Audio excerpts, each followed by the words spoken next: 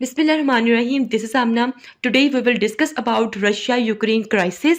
ये एक बहुत इंपॉर्टेंट क्राइसिस है और ये वीडियो देखने से पहले आप मेरी कोल्ड वॉर वाली वीडियो लाजमी देख लीजिएगा, क्योंकि कोल्ड वॉर में आपको पता है कि रशिया और यूएसए एक दूसरे के अगेंस्ट थे। यहाँ पर भी मैं इस वीडियो को, मैं इन क्राइसिस को कोल्ड वॉर के साथ लिंक करूंगी। अगर आप मेरी वो वीडियो देखेंगे आपको आइडिया हो जाएगा नेटो क्या था, आपको आइडिया हो जाएगा सोवियत यूनियन क्या है, आपको वॉर्सो पैक्ट के बारे में आइडिया हो जाएगा। देन आपको ये वाले क्राइसिस भी इजीली समझ आ जाएंगे। बहुत ही सिंपल वर्डिंग में बताऊं कि रशिया यूक्रेन क्राइसिस है क्या। सिंपल एक सेंटेंस में आपको सबसे पहले मैं समझा देती हूँ। रशिया ने यूक्रेन पे इसलिए अटैक किया है क्योंकि यूक्रेन जो सा है ये किसी ज़माने में रशिया का हिस्सा होता था, लेकिन आज ये जो यूक्रेन है ये अपना टिल्ट शो कर रहा है नेटो की तरफ। मतलब किसी ज़माने में यूक्रेन सोवियत यूनियन का हिस्सा था, लेकिन आज यूक्रेन चाहता है कि वो नेटो का हिस्सा बन जाए। और आप जानते हैं जो रशिया था वो किसके अगेंस्ट था? नेटो के अगेंस्ट था।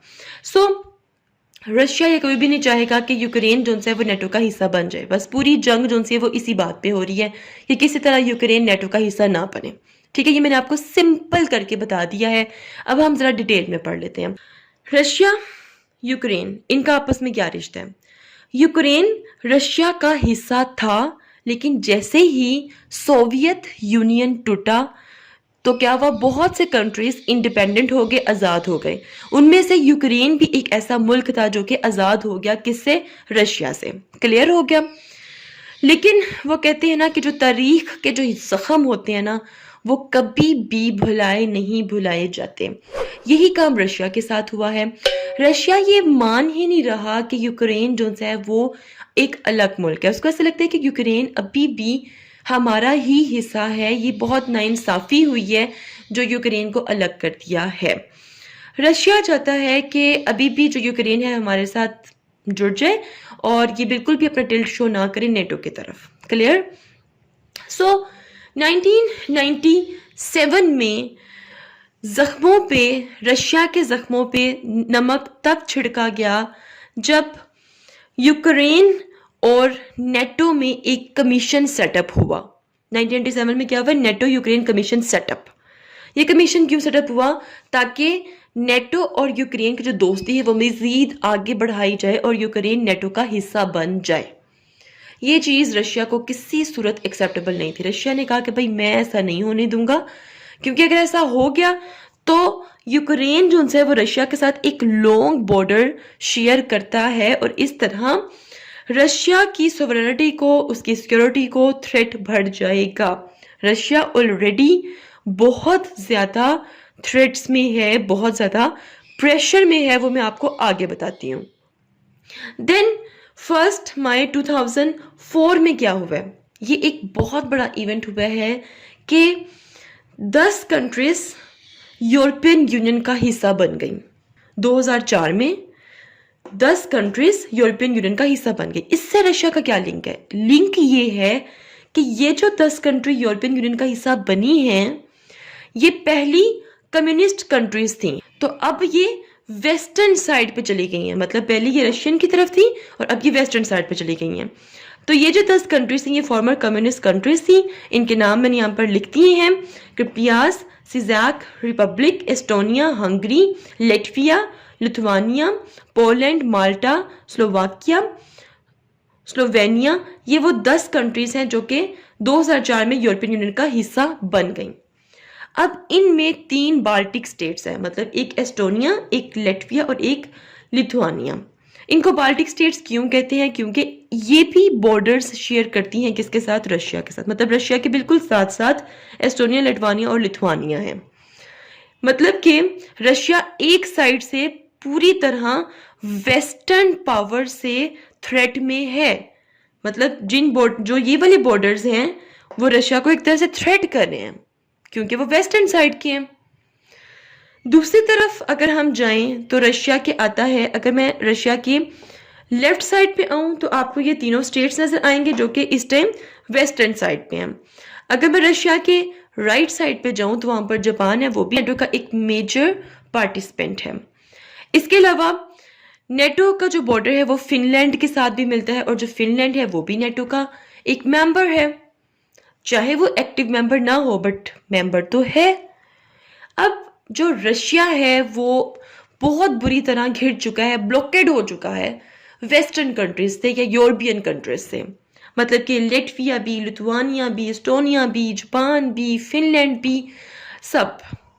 अब जब यूक्रेन ने कहा कि भाई हमने भी नेटो की अलायंस में जाना है, तो ये चीज़ रशिया को एक्सेप्टेबल नहीं है। रशिया ने कहा कि भाई अगर यूक्रेन भी चला जाता है ना, तो फिर तो समझो कि हम लोग बहुत बुरी तरह ब्लॉकेड हो गए हैं वेस्टर्न कंट्रीज से।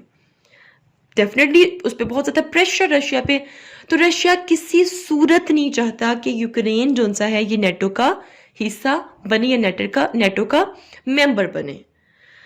रशिया ने क्या किया, स्लोली उसने कुछ स्टेप्स लेना शुरू किए। अब वो स्टेप्स क्या लिए गए वो मैं अभी आपसे आगे डिस्कस करती हूँ।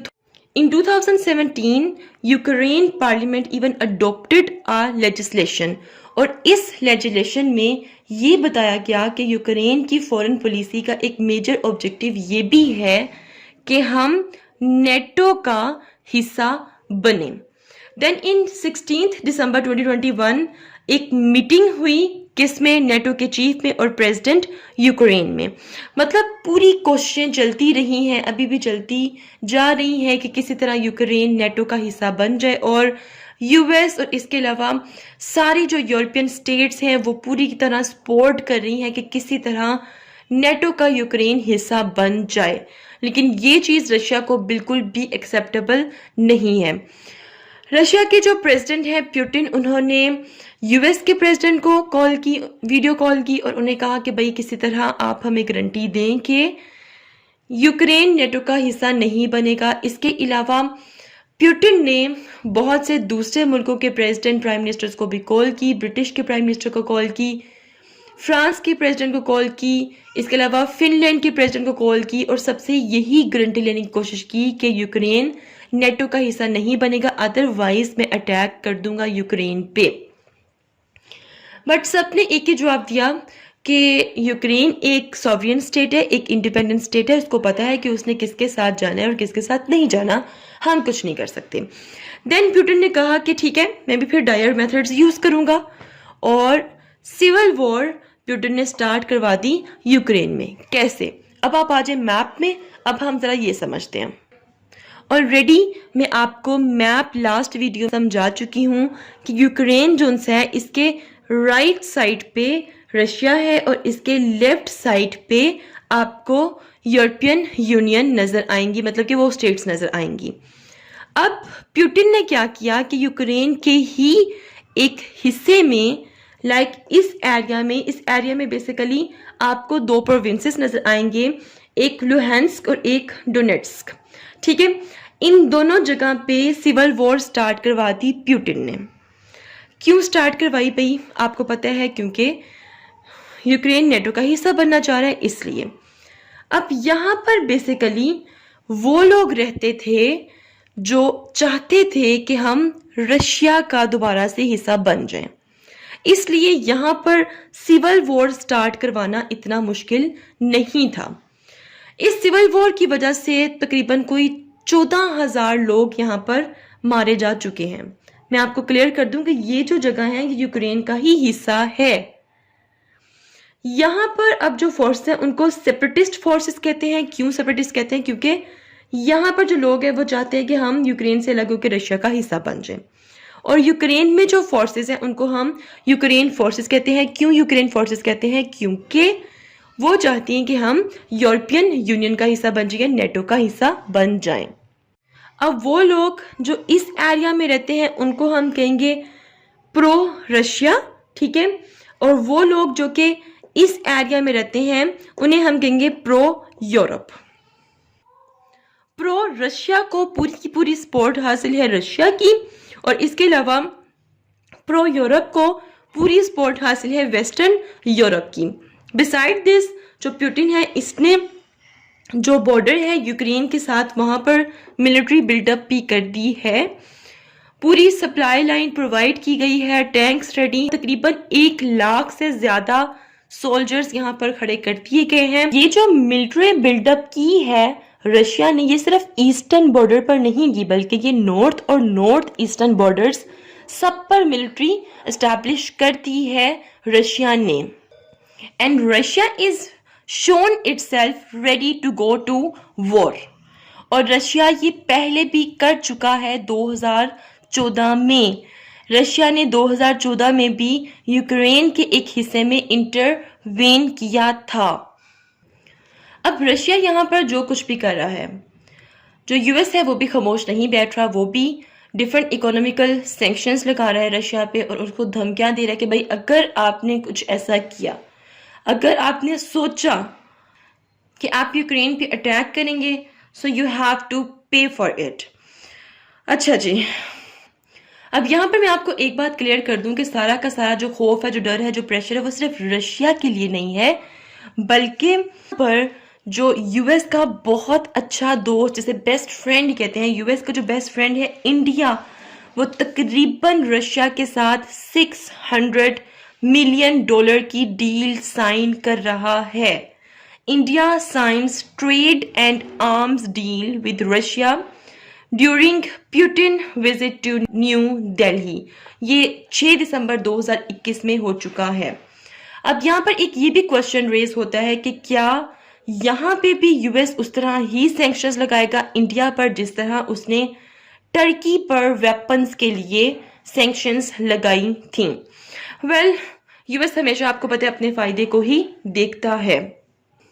एक दूसरा जो बहुत ही अच्छा वेपन रशिया के हाथ में है वो ये है कि यूरोप की जो टोटल जो गैस सप्लाई है उसमें से 35% जो गैस सप्लाई है वो कहाँ से आती है, वो रशिया से आती है।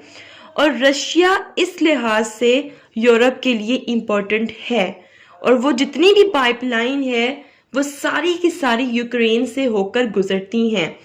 इसलिए जर्मनी जो कि नेटो का हिस्सा है, ठीक है, वो इस मामले में बहुत हद तक खामोश है क्योंकि जर्मनी उनसे है, Germany is the largest consumer of Russian natural gas. और रशिया ने गैस से रेलिवेंट थ्रेट्स भी देना शुरू कर दिए कि भाई अगर किसी ने यूक्रेन में अपनी फोर्सेस भेजी तो फिर मैं भी बहुत कुछ कर सकता हूँ।